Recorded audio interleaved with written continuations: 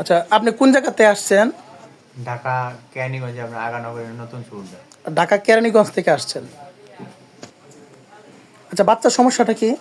বাচ্চার সমস্যাটা টনসিলের সমস্যা, আর বাচ্চা অ্যালার্জিও আছে, আর হলো ঘামে প্রচুর, শীত হোক আর গরম হোক আর মাথার আর কি সারাক্ষণে আর কি মনে হয় যে ফ্যানের নিচে যে বন্ধ করে রাখছেন ফ্যান, হ্যাঁ। এই দেখেন ফ্যান বন্ধ, ঘাম শুরু হয়ে যায়। শীতের দিনে ওরম কম্বলের নিচে যদি থাকে উপরে কম্বল মাথা এবং মাথায় আর হলো ওই কপালটার মুখ ঘামে মুখটার কিন্তু বেশি আর কি। আচ্ছা, শরীরের থেকে এই দুই জায়গাটা বেশি ঘামে, বেশি ঘামে। বেশি অতিরিক্ত ঘামে। আচ্ছা, বাচ্চার সমস্যাটা কি আপনি মূলত?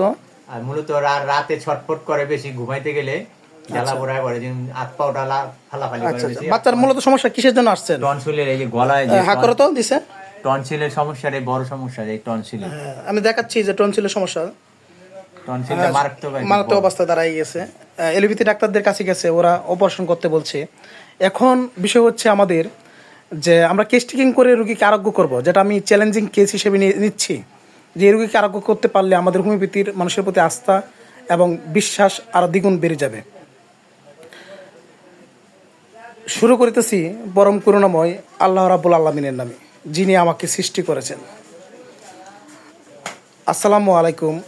আমি হোমিওপ্যাথি ডাক্তার শাকিল। সাধারণ মানুষকে হোমিওপ্যাথি প্রতি অবগত করার জন্য এবং সাধারণ মানুষকে হোমিওপ্যাথি প্রতি বিশ্বাস বাড়ানোর জন্য এবং আমার শ্রদ্ধেয় গুরুজি ডাক্তার রবীন বড় স্যারের প্রণীত ডাক্তার রবীন বড় method for proper homeopathy treatment অনুযায়ী আমি চিকিৎসা দিয়ে যাচ্ছি। সমস্যা হচ্ছে রুগীর টনসিলের সমস্যা, প্রায় 5 বছর ধরে সমস্যা। বাচ্চার সমস্যা তো 5 বছর ধরে না? হ্যাঁ, 5 বছর। আচ্ছা, রুগী যখন 5 বছরতে আমরা ডাক্তার দেখানোর পর জানতে পারছি যে আচ্ছা 5 টনসিলের সমস্যা। এখন রুগীর বাবাই বলে দিচ্ছে যে আমি কি ওষুধ সিলেকশন করব। রুগী প্রথমেই বলছে যে মাথা প্রচুর ঘামছে, অতিরিক্ত ঘাম মুখে, মাথায়, বা ফ্যান অফ করাতে মাথা ঘাম চলে আসছে। এখন রুগীর কাতরতা জিজ্ঞেস করলে রুগী বলছে যে রুগী গরম কাতর। আর বাচ্চার চেহারা দেখে যে আপনারা অনেকে বুঝতে পারছেন যে কী মেডিসিন সিলেকশন করা যেতে পারে। চেহারাটাই অনেক কিছু আমার ফিজিক্যাল মেকআপ অনেকটা কাভার করে ফেলছি। আচ্ছা, রুগীর বাচ্চার কি অতিরিক্ত গরম বেশি না? হ্যাঁ, গরমটা বেশি। পানি পিপাসা কেমন? পানি পিপাসা প্রচুর আছে, কিন্তু পুরো ঘাম আছে। আচ্ছা, পায়খানা কি রোজ করে না এমনি অনিয়মিত? পায়খানা কি প্রতিদিনই তো হয় না বাবা? পায়খানা কি একটু স্বাভাবিক হয় মাঝে মধ্যে? এই আজকে অন্তর হয় না, এখনো হয় না, মানে কনস্টিপেশন আছে। আচ্ছা, বাচ্চার খাবার দাবারে সবচেয়ে বেশি পছন্দ কি বলেন তো? মুরগি আর হলো আর কি মাংস আর মিষ্টিটা, মাংস, ডিম কি পছন্দ করে? ডিম আর মাংস হলে ভাত। আচ্ছা, ডিম মাংস মিষ্টি 3টা জিনিস বাচ্চা বেশি পছন্দ করে। তার মাঝে আমি রুগীকে আগে জিজ্ঞেস করেছিলাম, আচ্ছা মাংসটা মনে হয় বেশি পছন্দ করে না? মাংস আর ডিমটাই পছন্দ করে বেশি। মাংস কি হইলে আর লাগবে না 3 বেলা, আর 1 মাস যদি মাংস খান আর কোনো সমস্যা আচ্ছা, নেই। মাংস আর ডিমটা অতিরিক্ত পছন্দ, আবার মিষ্টিও পছন্দ। বাচ্চার জিভা থেকে লালা জরে লালা বের হয়? ঘুমায় থাকলে বালিশে লালা। আচ্ছা, লালা পড়ে।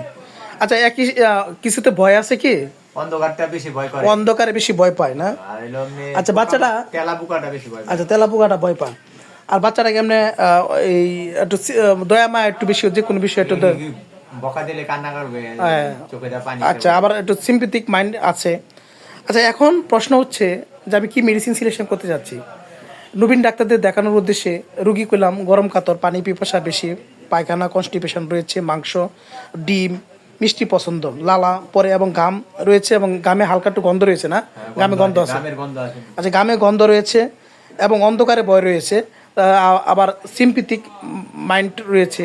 আর বাচ্চা বডি স্ট্রাকচার ফিজিক্যাল মেকআপে আমার ক্যালকেরিয়া কার্ভ সিলেকশন করে দিচ্ছি। ক্যালকেরিয়া কার্ভ আমি সিলেকশন করলাম 50 মিলিসিমাস স্কেল অফ পটেন্সি, যাতে এতে 1 মাস পরে একটা চমৎকার রেজাল্ট চলে আসবে। কারণ আমাদের কেস টেকিং যদি সঠিক হয় এবং ওষুধ সিলেকশন ঠিক থাকে, তাহলে আমরা রেজাল্ট ওষুধে পাবো না কেন, সেটা আমি চ্যালেঞ্জিং কেস হিসেবে নিচ্ছি। পরবর্তীতে ভিডিওর মধ্যে আমি দেখাবো যে কতটি ইমপ্রুভ হয়েছে। আর আরেকটা কেস আমি আবার সাথে দেখাচ্ছি। ওনার বাবার সমস্যা হচ্ছে ক্রনিক অ্যাবডোমেন ডিসঅর্ডার, যা 3 থেকে 4 বছর ধরে সমস্যা আছে। ওনার সমস্যা হচ্ছে পেটের একটা যে কোনো খাবার খেলে, আচ্ছা কী খাবার খেলে আপনার পেটের সমস্যা হয়? যেরকম দুধ আর মাংসটা খেলে পায়খানা হজম বদহজম মজা, আর বেশিক্ষণ মানে পায়খানা সবসময় লুজ হয় না? পায়খানা লুজ দিনে বললাম কমপক্ষে 3 বার টয়লেটে যেতে হবে যেরকম। আচ্ছা, আপনার শরীরে শীত বেশি না গরম বেশি? গরম তো আছে, শীত গরম দুটোই। শীতটা বেশি এর মাঝে কি ঠান্ডা হাত পাটা বলে সব শীত বেশি লাগে? আচ্ছা, পানি পিপাসাটা কেমন? পানি পিপাসা আছে, পানিটা যেন মনে সময় খাওয়া তেমন নাই। বেশি একটা পিপাসা হয় না বললেন যে। আর কি যে পিপাসা হয় মনে যে হয় যেমনি খাচ্ছি না, যে আচ্ছা। পিপাসা হওয়ার পর এরকম একটা ভাব হয়। আপনার গোসল অলসতা আছে কি? একটু গোসল একটু পরে করি তেমন।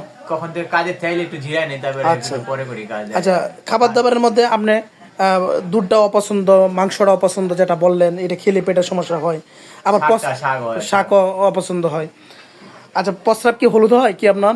প্রস্রাবটা পানি কম খাই তো, ওই কারণে একটু প্রস্রাবটা বেশি আচ্ছা, হয়। আপনি আরেকটি বাড়ির লোক, আপনি বাথরুমে গেলেন, বাড়ির লোক যারা আছে ওরা গেল, তখন কি বলে? প্রস্রাব বন্ধ করে, অতিরিক্ত বাচ্চার অনেক সময় মায় বলে বেশি ওকে পানি ঢালো নাই কি তোমার প্রস্রাব বিশ্রী গন্ধ করে। আচ্ছা, আপনি আরেকটি বিষয় কি খেয়াল করছেন? আপনার যে কোনো স্মৃতিশক্তি বা একটা কিছু বললেন মনে থাকে না, কিছুক্ষণ পরে এটা মনে থাকে না, এমন কি হচ্ছে? হয় এটা আমি নিজে থেকে বলছি, বললাম কিছু ব্যবসার ক্ষেত্রে বেশি হয় আমার।